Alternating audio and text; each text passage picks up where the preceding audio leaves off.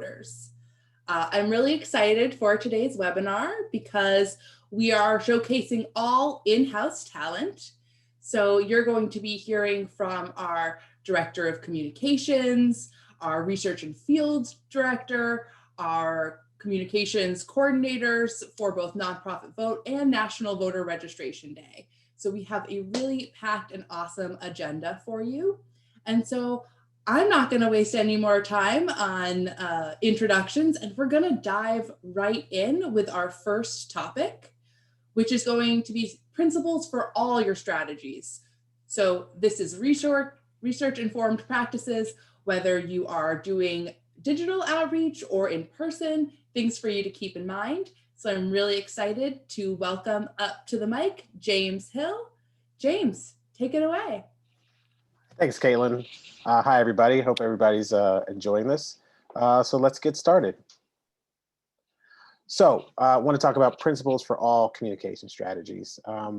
We spent a lot of time doing research over the last year, and some of what we came away with is what we're going to present here. So existing research points to key takeaways that you can implement into communications, and that's digital, social, personal, etc., to help the people you serve get vote ready. And this is sort of broken up to four main themes or categories of communications. There's identity, where you're sort of asking a person, are they a voter, become a voter, I am a voter, etc. There's communications around issues, Black Lives Matter, police reform, healthcare, so on. There's empowerment, where you share messages about how my vote can change things. I have the power to make change, make people feel powerful. And lastly, process-oriented. These are sort of the nitty-gritty, how to vote, when to vote, deadlines, things of that nature. So those are sort of the four key categories. Next slide. So messages, so this is a short take on sort of messages that work. So messages that felt personal and conversational and timely had the biggest impact. And this is not totally irrespective of what's being said. But the research that we've done, the research that we found is that if a message felt personal, conversational, and timely, that had the biggest impact, somewhat irrespective of what was being said, even though obviously you always want to be factual and accurate. Voters respond best to messages delivered by personal contacts. And that seems obvious. You know, the internet is filled with, people recommending things and reviews, and people tend to trust that stuff, especially if they kind of know who it is. Much to a lot of people's chagrin, mass emails are not very effective. Some studies show, in fact, that they have zero impact. I doubt that means that mass emails are going to disappear, but just keep that in mind as you're doing your work. And sort of as we went back to bullet point number 2, trusted messengers are key. So whether that's your organization, because you're a trusted messenger and you're, in the community that you serve, or other people, trusted messengers can be family members, friends, pastors, maybe some local elected officials, if it's a small community, those messengers are key. So tapping into that is important. Next slide. So people best respond to information that, and okay, so let me back up. This is going to seem a little contradictory because I just talked about how personal stuff and trusted messengers works. This is, you could sort of take this as what organizations can do in terms of communication. So people respond best to information that feels official / governmental and gives easy 1, 2, 3 steps about important info and issues. So that seems totally contradictory to what we were just saying, but this is a little bit more geared towards organizations who can do a mix of that kind of messaging. You can have some official looking, communications that are quote unquote boring, but you can also mix that up with some of the more, funnier, meme heavy, conversational messaging. But just know that you're going to have impact on both sides. To the other point, though, adverse political ads are less effective in motivating people to engage in the electorate. Despite the fact that we see them all the time, the research shows that they are not as effective.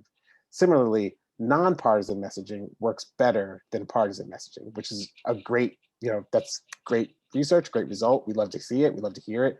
And we definitely want everybody to take note. Okay, next slide. Thanks.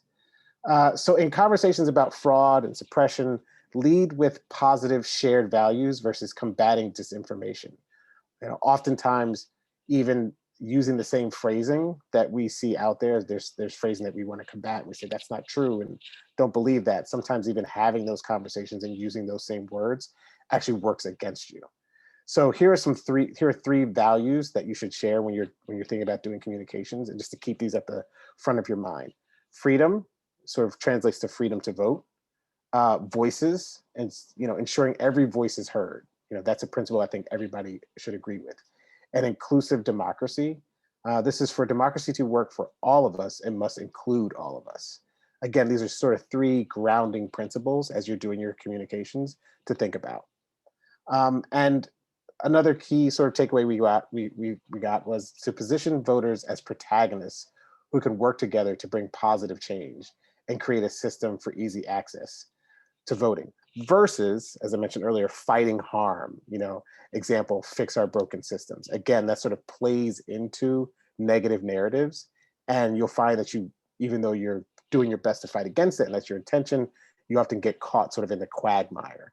So stick with these principles, and later on there'll be a little interaction where we'll talk a little bit more about the specific language. But we can move to the next slide. So like I said, instead of fighting misinformation, pivot toward the positive. Avoid the oppositional frame, so fraud, security, and instead pivot to freedom. Do not repeat claims even to refute. Example, there is no voter fraud. That only keeps that talking point alive. It may feel psychically good to say and to express, but just know that sometimes that doesn't work, and you should always just pivot toward the positive. And lastly, humanize the electoral process as the product of local people and efforts instead of politicians. As we saw last year, and we'll see this year, people who are working the polls are people in our neighborhood, people that we know, we see at the store. And so playing up that part helps humanize the process and not make it feel removed as a bunch of suits in Washington, so to speak. Okay, next slide. So in 2021, given the hyper local politics of public health measures, school curriculum, police accountability, et cetera, voters have become increasingly focused on the impact of local and state elected officials. You should use that to your benefit. So focus on the fact that elected police chief, mayor, et cetera, play a bigger role in your life than the president does. Despite the fact that the presidential race is the big horse race that everybody focuses on, the people who are running now are going to have a much more intimate impact on the communities that you serve. You reiterate that elections are run, staffed, and executed by people in their neighborhoods, as I mentioned before. And one sort of slogan that we've used in the past, and we'll probably use again, is be vocal, vote local. Okay. And generational differences. So we talked a lot about messaging, what works, what doesn't work. Here's a little bit of a breakdown of what works for different generations. So social pressure messaging, humorous and not shameful, is effective for all generations. For baby boomers and Gen X, identity messaging is most impactful. Identity is what we talked about at the top. Millennials and Gen Z, empowerment messaging, showing that your vote is powerful and that you are powerful, is the most impactful. Gen Z, most likely to encourage others to vote and share political views. And lastly, celebrity voices can boost some Gen Z turnout, but have little or no effect on other age groups. Okay. And I'm passing. That's all my time, and I'm passing it off to the next. It's Kimberly, I believe. Or I'm gonna steal it back for a second, and I actually want to do one of the questions in our Q&A box. We'll do a whole Q&A section at the end, but actually, James, if you can come back for a second, I wanted to ask you, because somebody asked about mass texts and their effectiveness. So sending texts with like links to voter registration. You mentioned that emails were not super effective. Did it show that texts were more effective than emails? That's a good question. I don't have that research on hand, so I don't know one way or the other. My guess would be, though, and this is just pure conjecture, but if you're giving up something as personal as your phone number, I think people often feel like their email, while it's personal, is not as personal as their personal phone number. So my guess is that the impact is probably a little bit higher if you've opted to give out your phone number. If you're going to receive a message, it's something you're looking for and that you're probably going to activate on. But I will actually do some dig in and see if that's something I've overlooked or if that research is out there. Thank you. All right, and we'll hear from James again. I hope everyone's taking notes because he's going to lead us through a little exercise at the end. All right, James, see you in a bit. So we will move on to our next section. And so I'm really excited to have Caroline Mack, who runs our research and field programs, talking about how you can use some of these strategies in your in-person work. So thanks, Caroline. I'll pass it to you. Sounds good. Thanks for having me. So in short, I'm going to be talking about pledge cards today, and those are a little different than voter registrations. So short and sweet, a lot of people think that they're already registered to vote and don't need to talk to you. But a pledge card can be a follow-up that A, still gets them thinking about voting, and B, helps them realize their registration may not be up to date if they've moved. So if they say, I'm already registered, you can say something like, that's awesome. Our community needs more voters like you. Can you pledge to vote with our organization? And that's your second ask. So a pledge card is a really powerful voter education tool because you can use it to help them think through all those micro barriers to voting, including deciding how they're going to vote and their plan. It's also a great way to build power for yourself and your community by building a list of voters that you can follow up with. You can do this by asking for phone numbers, names, emails, whatever information that you use to connect best with your voters. And lastly, there are key dates that get buried in all the information out there. You can be a key source of reliable, factual information for your community by putting these dates on those pledge cards. So with all of those basics in mind, here are a few extra tips around designing and using a pledge card. Next. The first tip is to use commitment framing. So what we mean by that is just the whole like pledge to vote language, where the potential voter knows someone else is depending on them to vote. If that feels weird, which it does for a lot of people, you can prompt them to give their reason for voting, like for more affordable housing. You can tell them that their voice matters to your organization, especially in local elections. Really, any messaging that makes voting feel less abstract, far away, and more real and urgent and personal. Another way to use commitments is to encourage relational organizing, a fancy term for encouraging them to reach out to their friends and family to vote. It helps them realize that their vote isn't just about themselves, but also about the community closest to them, and that this community depends on the voter to vote. Let's go to the next tip. So this tip is about going back to making that plan. A great pledge card plan has two parts, one about voter registration and one about choosing how the voter wants to vote. The first one in the box, number 1, about voter registration is really key. A lot of people think they're already registered, but a lot of people actually don't have updated and correct voter registrations because they've moved. So having a little list like the one on the left helps voters realize, oh, if I've moved, I need to re-register today, like in that second checkbox. And then the second box about choosing how the voter wants to vote helps them realize that A, there's more than one way to vote, so if they can't take time out of work on a Tuesday election day, that's okay. They can vote early or by mail. You can use this opportunity to help them apply for a mail ballot or share with them the hours of early voting. So speaking of sharing information about voting in your state, let's go to the third tip. The third tip is about spotlighting key info. So that can be early voting hours and locations, when the mail ballot request deadline is, and also the voter registration deadlines. If voters miss these deadlines, they may be barred from voting in that election.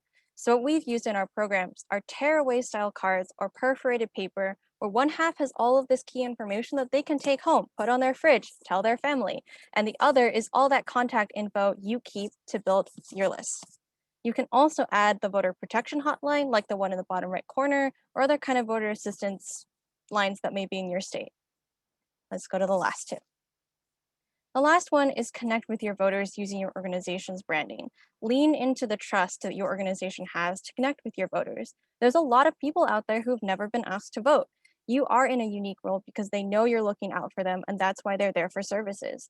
The nonpartisan Goodwill YMCA asking you to vote just and already helping you with something else can feel a lot less intimidating than a partisan candidate knocking on your door or a party asking you to vote. If you provide translations for a specific community, that's even better and a great example of how you're already providing services and you can provide that same services, but in a voting context to fill the gap. So finally, if you have the capacity to do get out the vote reminders, which are just reminders closer to the election, do it. Use your organization's voice, branding, and messaging to lean into mobilizing your community to vote. It stands out in a sea of communication that may feel impersonal, even spammy at times. If your organization follows up to check in and say, hey, did you actually finish that voter registration? We interacted like a couple of weeks ago. How's it going? Do you need any help or any other information to vote? And that just really hits different. So that's all for pledge cards that I have. Turning it back to Caitlin.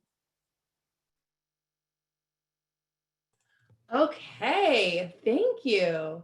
That was great. We love using pledge cards in our field program. It's so helpful to have that second ask because, as Caroline said, there are a lot of voters who might think that their registration is up to date, but because they've moved or they've been inactive for a while and they've been purged from their state list or they've changed their name, there are a few reasons why your registration may actually be out of date. So the pledge card is a great follow-up in case they are registered and a way to really nudge them to make really sure that they are registered and will be able to vote in the upcoming election. So in-person strategies we think are really effective, but there is of course a place for virtual and digital outreach. We have all done a lot of that over the last year and a half, and I think it's around to stay. So if you are not a communications and design professional, that's okay, because we have our own Kimberly here, our communications coordinator, to share with us how we can really make our social media communications compelling and exciting. Kimberly, take it away. Thanks, Caitlin.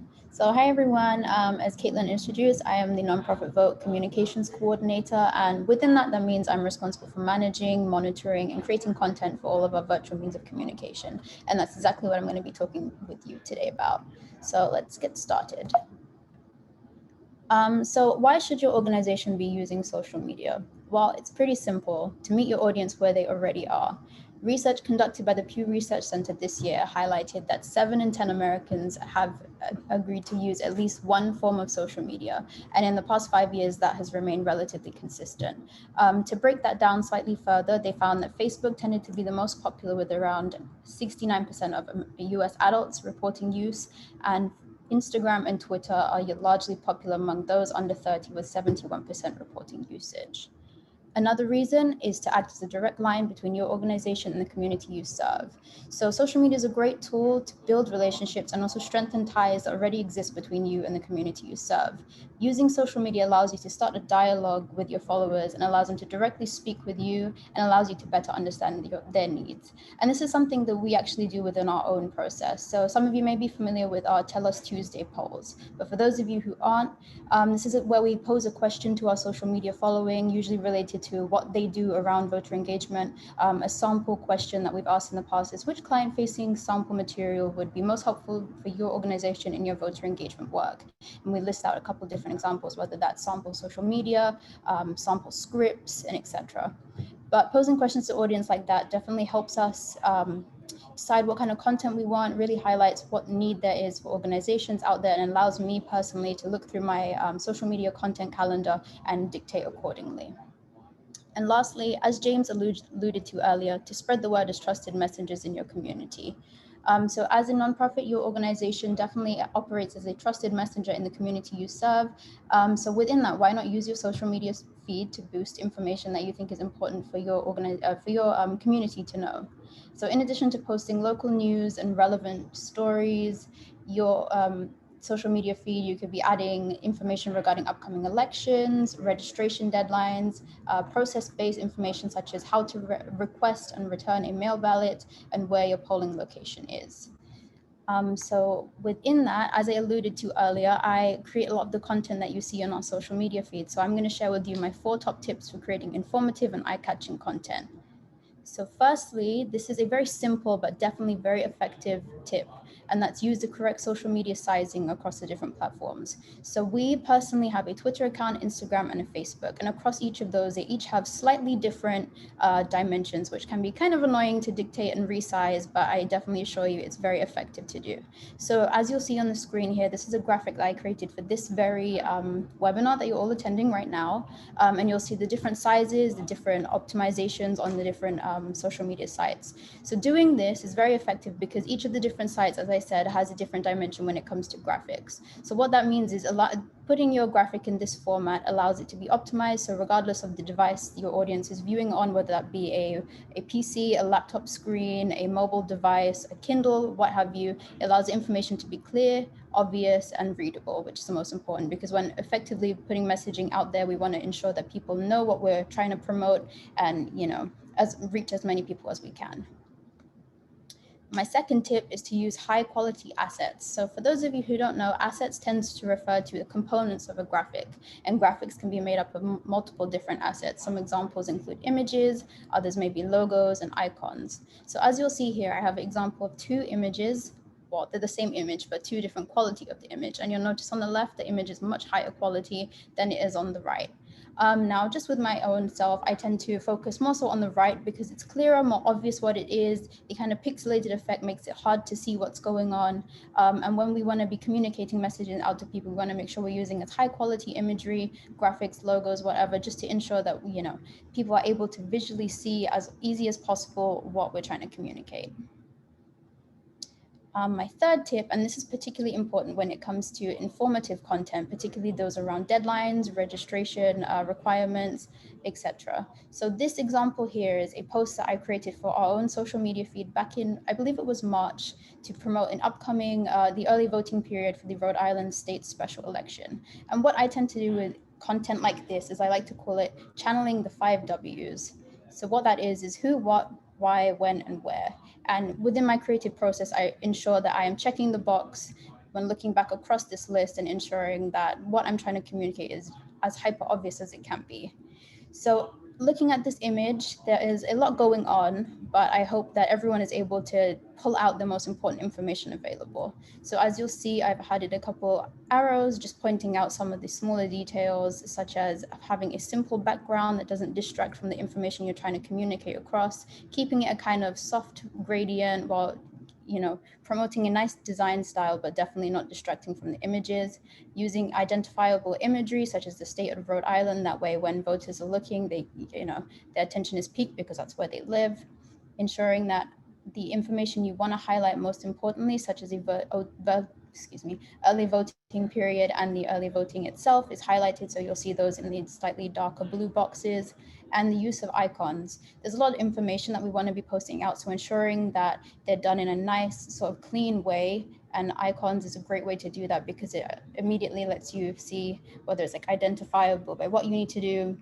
even through to the don't forget your mask. And finally, my last tip for you is to keep your style consistent. So what I mean by that is to ensure that all the components on the page follow a certain order, whether that's font, colors, or imagery. So let's start with font. So my suggestion is to not use more than 2 font styles. So as we can see on this presentation page in front of us, the header and the body of text are 2 slightly different font styles and to use 2 different colors. Now, initially, when I look at pages, and the same way with most of you, I'll read from left to right and top to bottom. So ensuring that the kind of style follows that consistency in the sense that your eyes are drawn to the top just ensures that the page isn't as cluttered and definitely helps get the communication across. So don't use any more than 2 styles. On the right, you'll see the style guide version of this in the header and body text, and just some other points within that. You can definitely use different weights of fonts. So having some information bolded, if you think it's more important, is definitely something that I would do too. Secondly, I would encourage you to keep your colors complementary. And what I mean by that is add no more than 3 colors in addition to black and or white. So I know when it comes to design, we can all want to go out there and be as edgy and push the limit as far as we can, but we should take a step back and remember what's most important, and that's definitely communicating the information. So as you saw in the previous slides, with the Rhode Island example, the background had that similar sort of consistent feel across where it was just blue and green. And this helps not distract from the information, but also gives it like a nice stylistic look. And then finally, my last tip is to use similar imagery and icons. So when it comes to images, my suggestion is if you have the ability to take pictures or from events, or you have a nice catalog of images, by all means, definitely do that. The most effective form of imagery is ones that seem very personalized. And regardless of whether that's from an event or just, general upgoing at your office, it definitely helps to tie it to a nice communal feel. But if not possible, and I know that isn't always, try and find stock imagery that isn't too stocky, if that makes sense. So not to make it seem like too staged, make it feel a bit more authentic and a bit more realistic. And secondly, like on the other example I had with icons, if you can, try and ensure that the icons remain consistent. So on the right, you'll see example of 2 icons here, but they aren't consistent despite, showing similar things. So with the one on the left side of that, it has like a sort of black outline, whereas the other is like slightly more in soft. These are great icons, but I would suggest keeping them similar. So my suggestion would be looking for icon packs. And for those of you who don't know, this is something you can find online. There's multiple options. I have a resource on the next slide that would be good to find, but these will be some that follow the same style and follow the same sort of general theme, whether that's elections, how to vote by mail, etc. And lastly, here's my list of resources. These are a bunch that I use myself. These are really great and very helpful. A lot of free online resources such as templates, stock images, icon packs, and even color palettes. So I definitely hope that you'll use them. And also one last thing before I leave you today as a bonus, I hope that you've enjoyed this and see some of the tips I've suggested come through in the work yourself. So in the run up to National Voter Registration Day, please feel free to tag us in your graphics, and we would be more than honored to post them on our feed, and we're excited to see what you've taken from this. So with that, I'm going to hand it back to Caitlin, and I'll be around to take any questions at the end. Thank you, everyone. Thanks, Kimberly. All right. So we have done in-person communications, we've done virtual communications, and now we're going to get into emails. The beginning of our presentation, James said that a mass email isn't very effective in reaching voters, but there's certainly a lot of good reasons to use emails in general. It's how a lot of us communicate. And it's a particularly efficient and effective way to attract, motivate, and mobilize your partners and volunteers and your team that's really helping you reach voters. So I am so excited to have Travis, who, if you have signed up for National Voter Registration Day, you are receiving his hilarious and fun emails. I always read them, even though I know exactly what's in the content anyway, because they're just that enjoyable. So Travis, welcome. Teach us your funny, compelling ways of writing emails. I will do my best. Thank you, Caitlin. As Caitlin mentioned, my name is Travis, and with a team of brilliant, devoted people, I help to give National Voter Registration Day life and a voice, and kind of get our partners and folks who follow us interested and kind of motivated. Email can seem dull and boring compared to newer and snazzier internet outreach methods like social media, but if you ask my opinion, that's just digital ageism at work. As of 2019, there were 3 billion email users on Earth ready and waiting to be contacted, so the potential is out there. Now, email just cannot be matched when it comes to effort versus outcomes. Marketers tell us that on average, email marketing brings in about $44 for every dollar spent, which makes sense when you stop and consider the mechanics of sending out an email. It's one person, or maybe 2 or 3 for editing at a desk, typing away. It's low effort in exchange for a big net return. Next slide, please. You could be thinking, okay, that's sales and marketing, but we're talking about civic organizing here. Well, my answer for you is it's the very same thing. In both cases, you're leveraging email communication to effectively sell something, whether it be a new flat screen TV or the concept of helping to register voters. The common theme in both is breaking through the daily rigmarole of someone's life to establish a connection, create a sense of urgency, and most of all, let the reader know that there is value in your email. Now, use of email in civic life can be traced back to the early 2000s with MoveOn.org and then later the Howard Dean campaign in 2004. But arguably, emails as a tool for civic action came of age in 2012, when the marriage of email automation and big data allowed the Obama campaign to bring in $500 million, or 90% of all their online fundraising, from email communication alone. Again, huge return on investment. This effectiveness extends beyond fundraising emails alone and across every message type, but the data shows us that data communication that deals with pressing and timely information like news updates and event invitations provides the best opportunity for a sense of urgency that really helps drive success in your email. Next slide, please. For all intents and purposes, email campaigns live and die by the subject line. This is your one shot to hook someone's attention or pique their interest long enough to get them to take a gigantic step of actually opening the email. In general, the more concise it is, the more likely it is to be open. Short, quirky questions, declarative statements, hard numbers, and like 70% of voters say this, it tends to do well. Anything to make a reader do a double take. Also, you want to strive to sound human and stand out from the over-polished marketing noise cluttering inboxes everywhere. I'm sure you know what I mean when I say that. For example, lowercase seems to do well with us. Using a lowercase subject line, there's some debate about that, but I tend to see higher rates of open on that. It seems to feel more human. That said, there's a fine line between strategy and manipulation. And most folks out there have a built-in gut sense to know that creepy, uncanny valley when they see it. For example, I follow lots of campaign emails just for tips and tricks, and folks will sometimes use a RE or a FW, reply or forward, to make it seem like it's from a friend, and it's obviously not, and that can rub folks the wrong way. So I would encourage you to steer clear of that. A good general rule for emailing, but keep in mind, everyone's audience is different, so don't be afraid to do some A/B testing. What I mean by that is most email automation allows you to test out multiple subject lines in the same email. So you can kind of figure out which one works better, which one did a little bit worse, and just let that inform your strategy. Also, the times can be just as important as the subject line itself. In general, there are 3 sweet spots around 10 a.m., 1 p.m., and 6 p.m. when your email is going to get opened more often.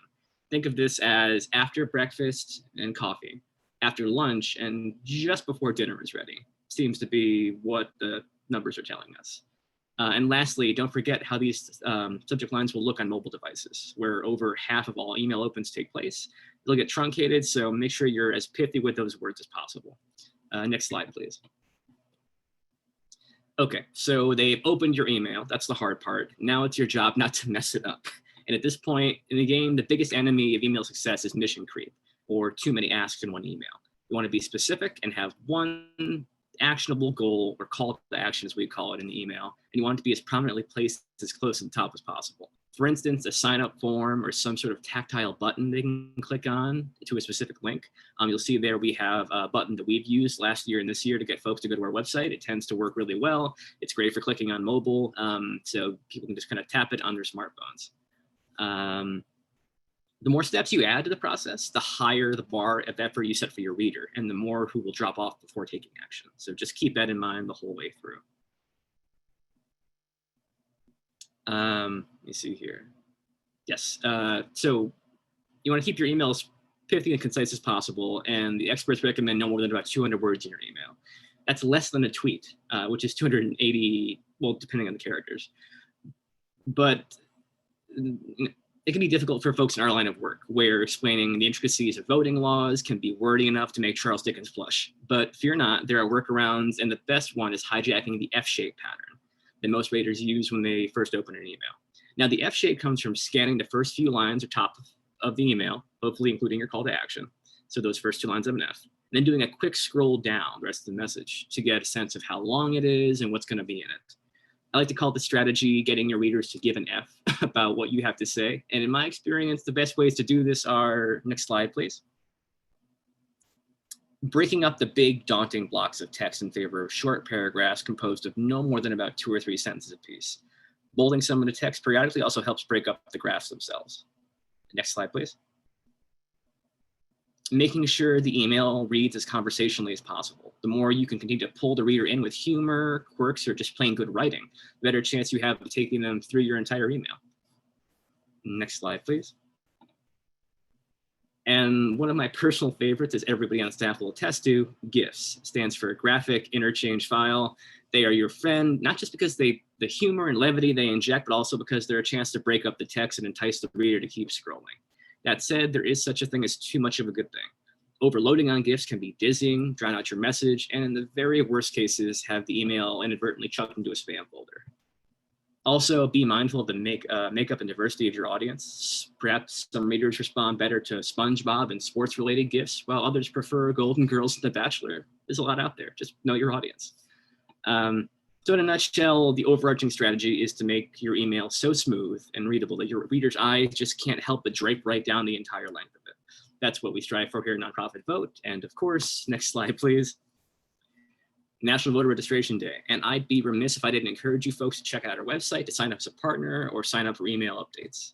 And with that, I'm going to kick it back over to you, Caitlin. Oh, all right. Thank you, Travis. Okay, so we've gone over our three main strategies for activating voters and volunteers.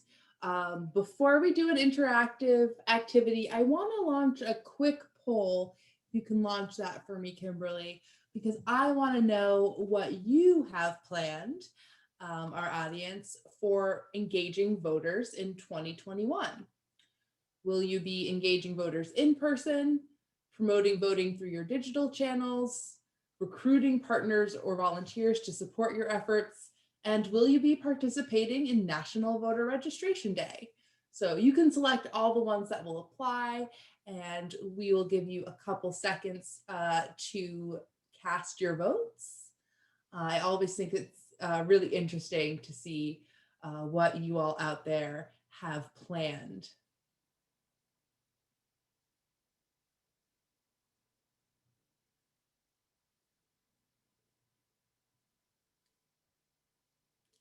And do not forget to, if you have any questions, to throw those in our Q&A box. We will do a question and answer session at the end of the webinar.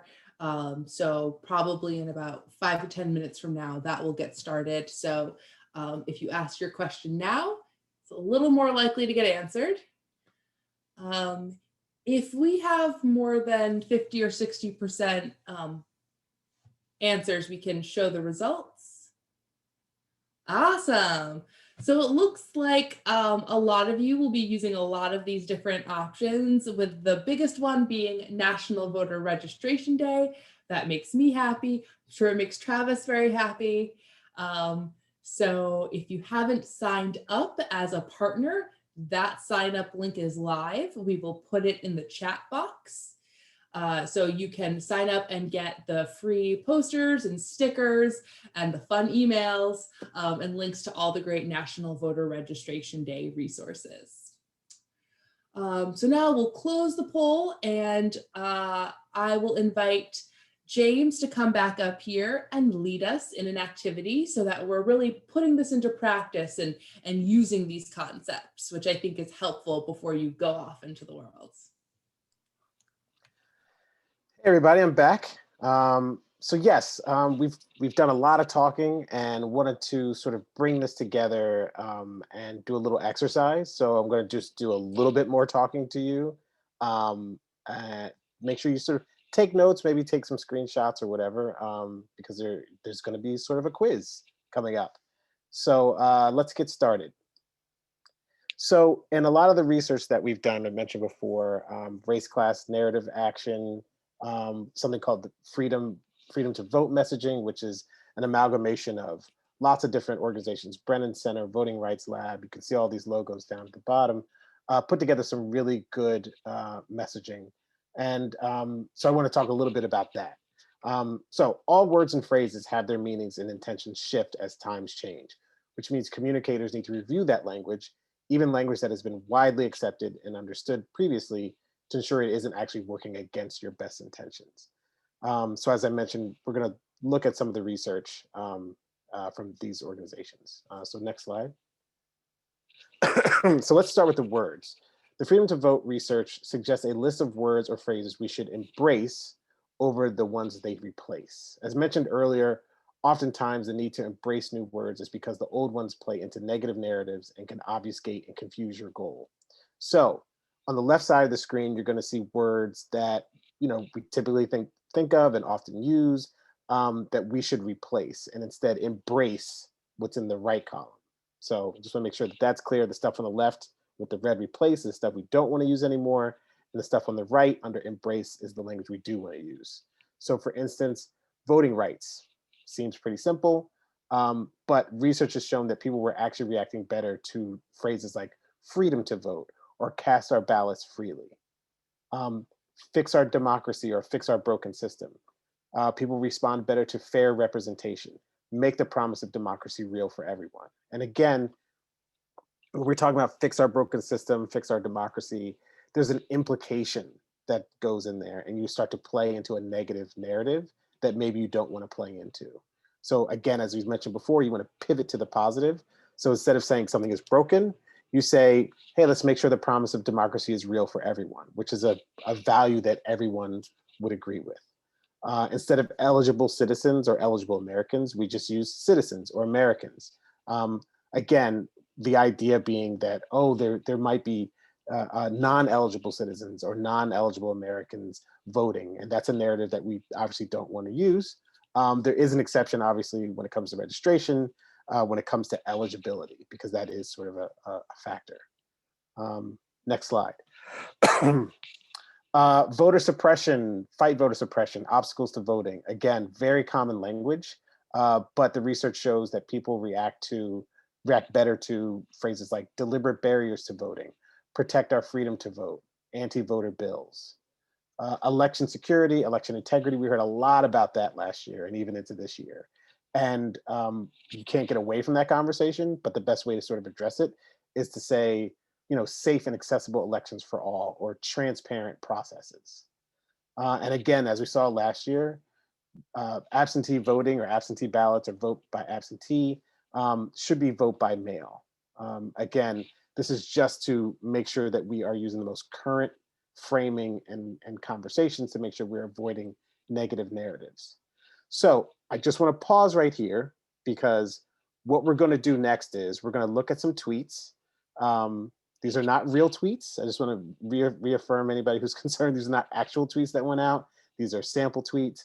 But let's look at the language, see what's in there, and would love to hear what we should replace and what we should embrace instead. And obviously, I can't hear you. So if you put it in the Q&A when we pull up the tweets, just start typing in there what you think the language should or should not be. So let's go to the next slide. So here's a tweet. Join our fight to keep democracy safe. Every day we see more state legislatures passing laws that encourage voter suppression against eligible voters. Do what you can to make a change. So love to see in the Q&A box, what's wrong with this tweet based off of what we just talked about.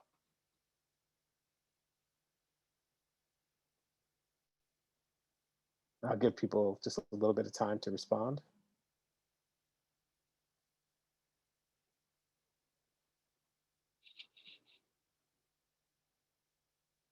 Okay, yes, replace voter suppression with barriers to voting. Great, Judith.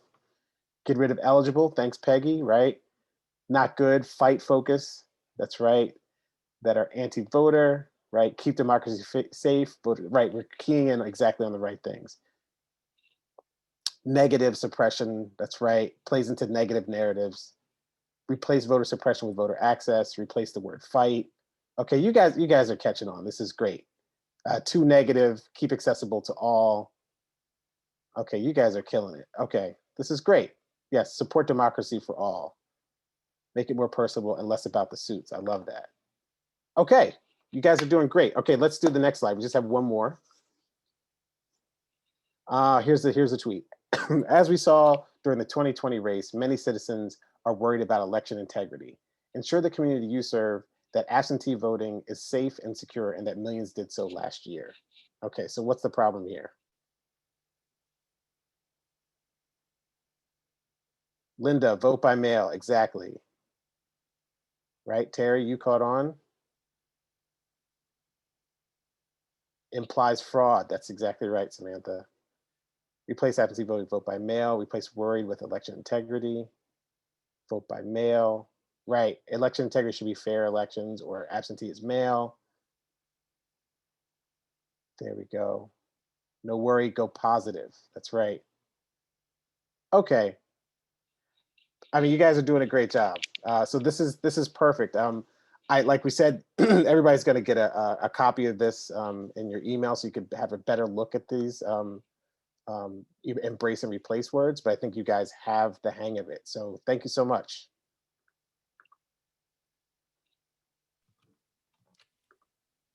All right, thank you so much, James.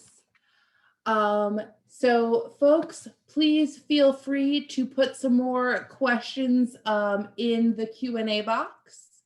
Why don't we stop screen sharing and we'll spend our last minutes together doing Q&A, and I'll ask all my speakers to join us.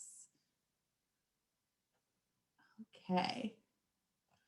So we'll go back in time a little bit if you could still remember Caroline's presentation. So we'll start with you, Caroline. Malcolm would like to know, what is the best way to distribute pledge cards?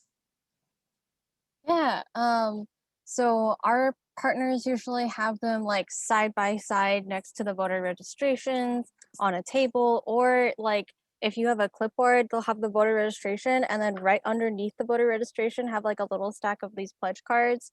So that works really well. Some people just like, yeah, just hand them out during food distributions, but you know, always definitely a paper copy is good. And those tear-off cards are a bonus. And if you can't get fancy tear-off paper, we've literally just had partners like tear off the bottom of a piece of paper, and that works too. Yeah, does that, Caitlin, you think of anything else? No, I think that's pretty good. It's less about, I would say in general, when you're using pledge cards, when you're doing any voter engagement, it's always better for it to be, as James said, conversational. And so a back and forth, a dialogue, rather than just handing them out. So you can narrate, you know, as people are filling it out, you know, you can talk about each of the sections, like, oh, make sure you're making your plan, etc. Or you can just ask them, you know, what are you excited about voting for or about? Like, what are the issues that you think are important, that are motivating you to vote? Or even just a more conversational exchange, like, oh, what brings you to the event today, etc. Nice. So if it's an interaction, that's better than just passing it out. Yeah, if there's one thing that did remind me of, I wouldn't like hold it in your hand and like lead with it, because people kind of look at you like you're trying to sell them something. This, you know, every other occasion that someone holds something that's slightly designed in front of them is kind of something around those lines. So yes, thank you for reminding. And those are all great. All right, my next one is for you, Kimberly. We had some people asking about how you can verify that an image or an asset is free or not copyrighted, how you can, where you can get maybe icon packs, if there's anywhere you can get them for free. There's some concern about copyright infringement. Absolutely, and I definitely agree with that sentiment. As a rule of thumb, I tend to do myself. If I'm unable to find the initial source of an image, I steer clear from it. But in the slideshow that will be available to everyone next week, I did include some free resources, but I'm happy to drop those in the chat again. So in terms of icon packs, there's this really great website called Flat Icon. It does have premium features, but you are available to make a free account. So there's lots of great resources you can use within that, all free. You don't have to worry about any copyright. You don't have to worry about paying for that. And they're all accessible without having to initially put in card details or anything. So it's a great resource. I use it myself. I use it a lot in the work I do. And once I'm done with this, I will drop it in the chat for you guys. Secondly, when it comes to images, There's lots of free websites out there. I mentioned some in my presentation. There's a great website called Unsplash, another one called Pexel. And also I use Canva myself to create a lot of the images, and within Canva there's free images, icons, templates, and again you can just sign up with the free account and you get access to a lot of that information too. Great. I just wanted to chime in real quick just to piggyback off of that. Often if you do a search for royalty-free images, you'll get sort of a trove of what's there. So. All right. So the next question, well, this is another 2 questions I'm going to put together into one for you, Travis. So somebody asked about, are there certain days of the week that are better for sending emails? And then someone asked when we should start sending emails. And I'm going to take that to mean like how far ahead of when, you know, that call to action needs to be completed by should you start sending? Is it better to start way in advance or closer to the actual deadline or like the moment where people would take action? So I want your take on both those questions. Sure. As far as days are concerned, it kind of follows the traditional kind of TV newspaper model, for lack of a better term. You know, earlier in the week tends to be better. Monday, not so much. People just getting back to work and they're kind of getting off that kind of weekend hangover. So Tuesday, Wednesday tends to be a sweet spot. By about Thursday, Friday, folks are checking out for the week and planning to go out and have a good time. So they aren't really checking their email box as closely. So I would aim for Tuesday, Wednesday if you're going to be sending out to a large audience. When it comes to when you want to target that stuff to your call to action, the answer is you want to do it repeatedly. For example, when we're having a webinar here, we communicate repeatedly. We kind of begin things, you know, as much as 2 to 3 weeks in advance. Be like, hey, this is coming up. Kind of mark your calendar for it. Get it in your inbox. About midway there, we say, hey, here's another reminder, just in case you haven't seen it yet. And then like a week before, a few days before, hit them one more time. You know, people are busy, lives are busy, people have a lot going on. So, you know, as many touches as you can do, I'd say no more than about 3 is going to help you bring the best audience to whatever you're working on. Great. All right. The next question, it was right at the beginning, and I'm going to have you just reiterate this anyway, James. Someone asked, which is more motivating to get people to vote, fear or hope? So, as I should say with all communications, it always depends on who you're talking to in the audience.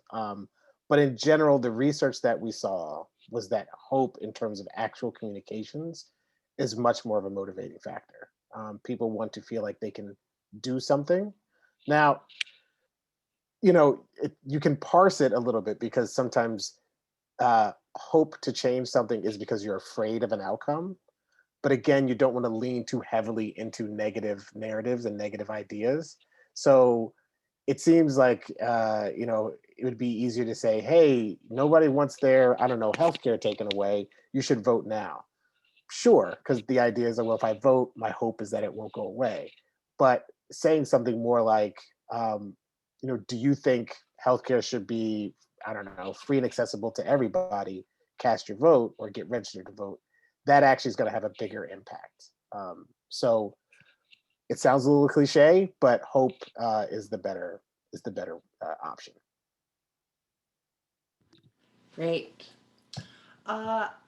Caroline, someone is asking if pledge cards are returned to the organization, and is that a type of voter harvesting?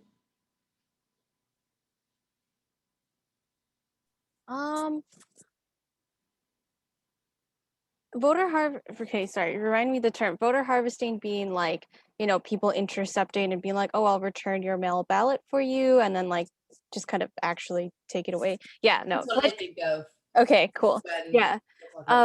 Because pledge cards are like, they can also just, so I don't think it's voter harvesting, first of all, because it's not an actual vote.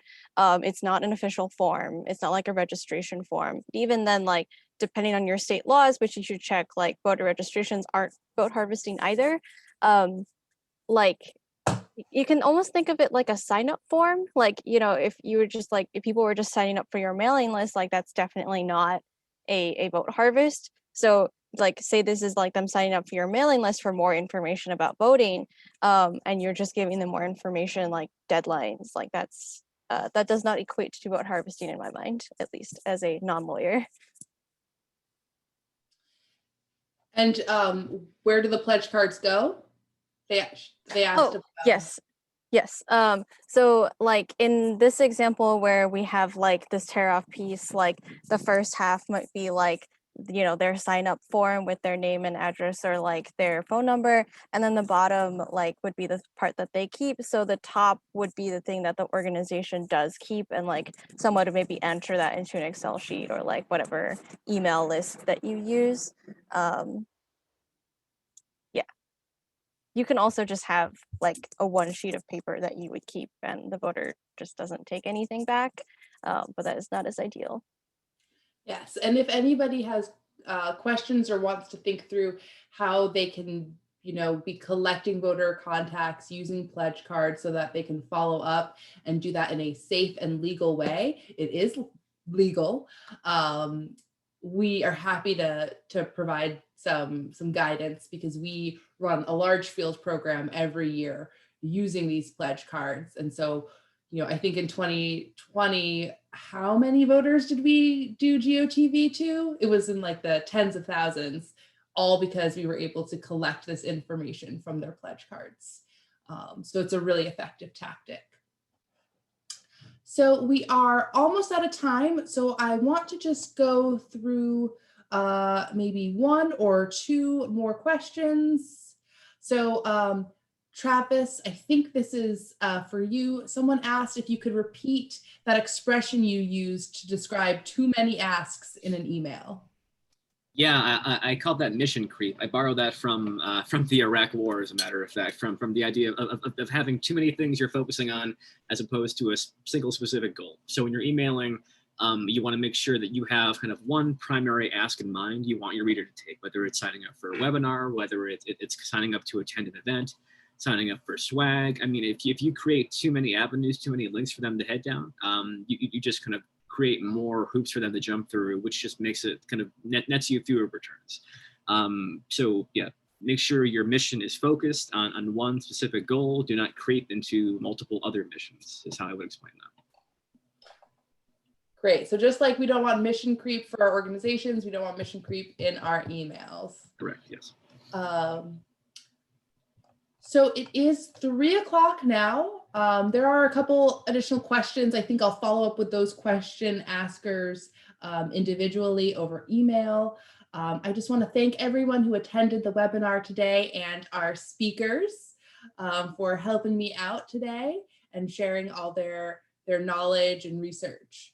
So as everyone logs off, you will see, you'll be prompted to take a really brief survey. Please take that. It helps us develop new webinar content and make sure that what we're offering is what you all need and that it's helpful. So thank you, everyone. Enjoy your Thursday. Don't forget to sign up to be a National Voter Registration Day partner, and you'll receive an email next week with the slides and registration pages for more webinars from us. So thanks.